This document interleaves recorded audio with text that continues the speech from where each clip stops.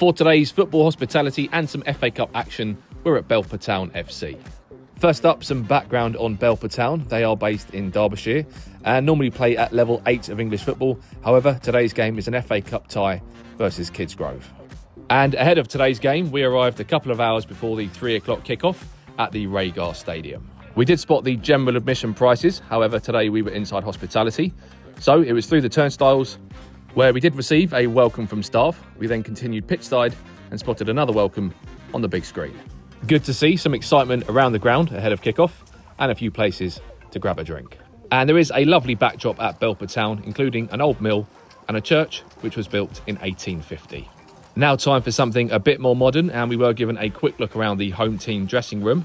Some impressive facilities for level 8 of English football, and amongst a few famous quotes on the wall, one from Mr. Mourinho.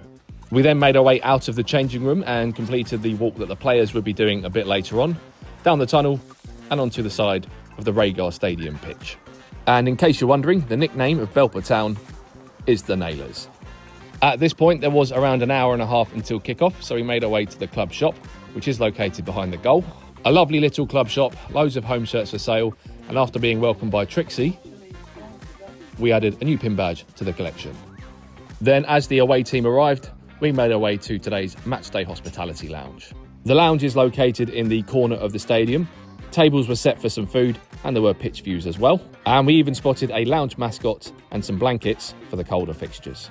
Waiting for every guest was a matchday programme. There were also inclusive drinks all afternoon, and we did receive a team sheet closer to kick-off. We then received a 3-course meal, which started with some bread and balsamic olive oil dip. For main course, lasagna and chips with a view of the warm-ups.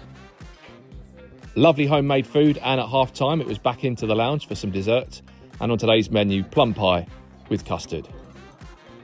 We also checked out the Clubhouse during the match, which is open to home and away fans.